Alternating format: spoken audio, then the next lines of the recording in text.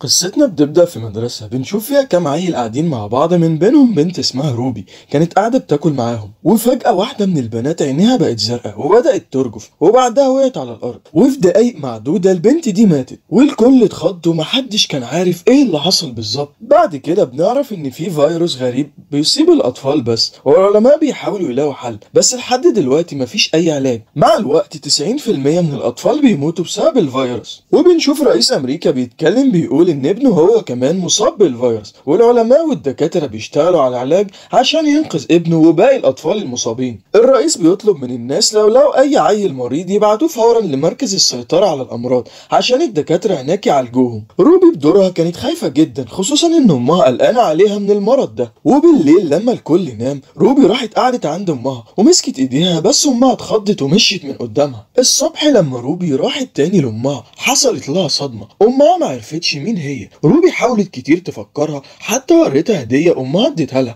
وقالت لها انا بنتك، بس امها لحد دلوقتي لسه مش مصدقاها وفكرت انها عيلة مريضة بتهرب من الشرطة. امها على طول سلمتها لفريق الاس دي سي واخدوا روبي معاهم. في الاتوبيس روبي لقت عيال تانية زيها مريضين، اخدوهم لقاعدة عسكرية وبدأوا يعملوا عليهم فحوصات. ولما وصل دور روبي الدكتور قال لها ان المرض ده بسبب طفرة في الجينات بتغير البني ادم وبتديله قوة خارقة، وكل طفل منهم بياخد قوة مختلفة، وسموا القوة دي بأسماء ألوان. الخضر أذكى الناس، والزرق عندهم قوة جسمانية، والذهبيين بيسيطروا على الكهرباء، دول الألوان الآمنة. لكن الأحمر والبرتقالي هم الأخطر ونادرين جدا. والمفاجأة بتحصل لما بيفحصوا روبي بيكتشفوا إنها برتقالية. الدكتور جاب إبرة عشان يقتلها، بس روبي هربت في آخر لحظة وقدرت إنها تبص في عين الدكتور وتتحكم في دماغه، وخلته يفكر إنها خضرة فسابها. بعدين لبسوا كل العيال لبس على حسب لونهم، خضر وزرق وذهبي، مفيش حد برتقاني لانهم قتلوا كل اللي زيها. مع الوقت روبي كبرت شويه وكانت عايشه مع العيال الخضر دول، بس هي كانت برتقاليه فكانت بتعاني عشان ما كانتش ذكيه زيهم. وفي يوم من الايام حارس شك فيها، وبعدين سمعوا صوت غريب جدا، كان صوت عالي بيخلي العيال يتاثروا بقواهم. روبي ما قدرتش تتحمل الصوت واغمى عليها فورا، واخدوها لغرفه طبيه ودكتوره فحصتها. الدكتوره دي كتبت ورقه لروبي وقالت لها عرفت انك برتقاليه، لو عايزه تنجي بنفسك تعالي للغرفه التانيه انا مستنياكي. فروبي خافت وراحت على طول للدكتوره اللي خبتها وساعدتها تهرب من القاعده دي. وهم خارجين حارس وقفهم، بس روبي اتحكمت في دماغه وخلته يفتح الباب. وبمجرد ما خرجت بره روبي شافت العالم الخارجي بعد سنين. الدكتوره قالت لها ان مفيش عيال تقريبا في العالم دلوقتي، وكتير من الناس سابوا المدينه. وساعتها روبي قالت انها عايزه تشوف امها وابوها، بس الدكتوره ادتها جهاز جي بي اس وقالت لها لو اتعرضت لخطر دوس عليه وهنعرف انت فين. بعد كده الدكتوره اخدت روبي لمعسكر فيه عيال زيها تم انقاذهم، وهناك روبي قابلت بنت ذهبيه خافت منها وهجمتها بالكهرباء، بس روبي لحقتها في عربيه وطمنتها. في العربيه قابلت ليام وهو عيل ازرق وصاحبه. روبي قالت لهم انها خضرة وناس بتجري وراها، وليام وصاحبه قرروا يساعدوها. وهم كلهم بيهربوا فريق من القاعده حاول يجري وراهم، بس ليام بوظ عربياتهم بقوته ونجحوا انهم يهربوا. وفي مكان امن ليام سأل روبي لو انت خضرة ليه بتهربي؟ انت المفروض مش خطر. لكن ساعتها روبي قالت له لو عايز تساعدني تمام، لو لا انا همشي فورا. وليام قال لها انهم رايحين لمعسكر فيه عيل برتقالي بيحمي العيال زيهم. روبي وافقت تروح معاهم على طول. وفي الطريق ليام قال لها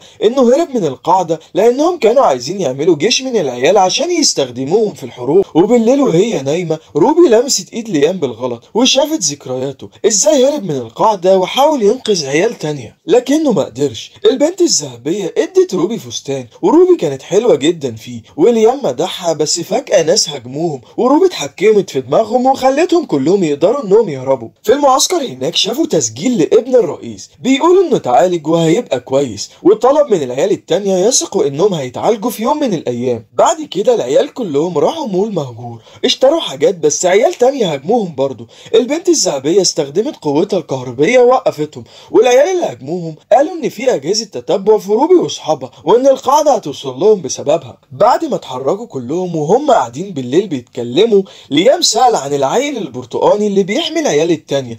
العيال قالوا له ان محدش يعرف مكانه فين بالظبط. وساعتها روبي اتحكمت في دماغ واحد منهم وخلته يقول ان العيل البرتقالي في مكان على شكل محكمة وهو اخضر. روبي وليام فكوا الكود مع بعض واكتشفوا مكان المعسكر. روبي كانت عايزة تروح لأهلها، بس خافت انهم انهم ما يعرفوهاش وتتجرح، فقررت ما تروحش وعيطت كتير وهم في الطريق. وليام لقاها وقرروا يروحوا معسكر العيل البرتقالي، وهناك بنت من القاعدة اللي قتلت الدكتور جت عشان تقبض عليهم، وروبي اتحكمت في دماغها وخلتها تمشي في الغابة بدون توقف وبدون وعي. بعد كده صحاب روبي اتصدموا واكتشفوا انها برتقالية، وسألوها مش خايفة؟ قالت لهم ان قوتها خطيرة، ممكن تقتل اي حد تلمسه لو ما قدرتش تتحكم فيها.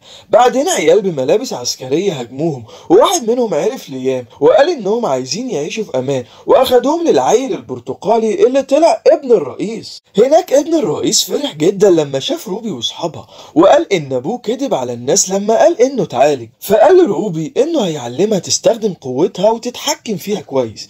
وفي يوم وهي حزينة ابن الرئيس قال لها ان البرتقالي بس هو اللي يفهم ألم البرتقالي اللي زيه. ولما لمس ايدها ليام شافه واتعصب. روبي شافت ذكريات ابن الرئيس واكتشفت انها هي اللي مسحت ذكريات امها وابوها لما لمستهم في عيد ميلادها. وفي لحظتها روبي بتزعل جدا من نفسها لانها هي السبب الرئيسي ان اهلها نسيوها. لما قابلت ليام كان زعلان وقال لها انه عارف ان في حاجه بينها وبين ابن الرئيس، وساعتها روبي قالت له انها خايفه تكرر غلطتها معاه ومشيت. فراحت لصاحب ليام اللي كان قاعد جنب البحيره وقال لها ان المعسكر ده زي القاعده ومش امن تماما. بعدين من غير ما ابن الرئيس يعرف روبي شافته بيتكلم على اللابتوب عن عدد العيال الزرق والبرتقاليين، ولما شافها قفل اللابتوب بسرعه. وروبي طلبت منه اللابتوب عشان تكلم اهلها، فقال لها لو تعرفي ازاي اقدر امسح ذكريات الناس هيديها اللابتوب، وهو بيعلمها حاول يتحرش بيها فضربته وهربت. بعد كده لما حكت لليام اتعصب وقرر انه يقتله، بس روبي قالت له انهم لازم يهربوا لان المكان مش امن. وهم بيهربوا جنرال من القاعده جه، اكتشفوا ان ابن الرئيس كان متعاون مع القاعده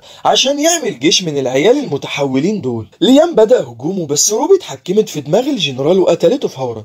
البنت الذهبيه استخدمت قوتها الكهربائيه بعد كده، وروبي خلت الحراس يهاجموا بعض، لكن ابن الرئيس حاول يتحكم في دماغ روبي وقال لها انه هيمسح حزنها وهيحكموا العالم هما الاتنين مع بعض. لكن روبي قبل ما يسيطر عليها خلت طيار هليكوبتر يقع عليه. روبي افتكرت جهاز الجي بي اس ودسته. الدكتوره اللي ساعدتها قبل كده جت وانقذتها فورا، ولما فاقت الدكتوره قالت لها ان ليام في المستشفى. بعد كده الدكتوره حكت لها انهم عايزين يفضحوا الرئيس ويثبتوا انه بيستغل العيال، وعرضت على روبي تبقى قائده المجموعه. روبي راحت لليام ومسحت ذكرياته فورا عشان تنقذه من الخطر اللي هو معرض ليه. ولما فاق سأل الدكتوره هو فين، فقالت له انه حر يمشي دلوقتي. وروبي زعلت قوي وهو شايفاه بيمشي وهو نسيها تماما. في النهايه بنعرف ان ابن الرئيس لسه عايش وقائد جيش من العيال اللي يسيطر على دماغهم، وروبي البرتقاليه الوحيده اللي باقيه بقت جاهزه تواجهه، وهي عارفه انهم الاتنين بس اللي عندهم القدره دي.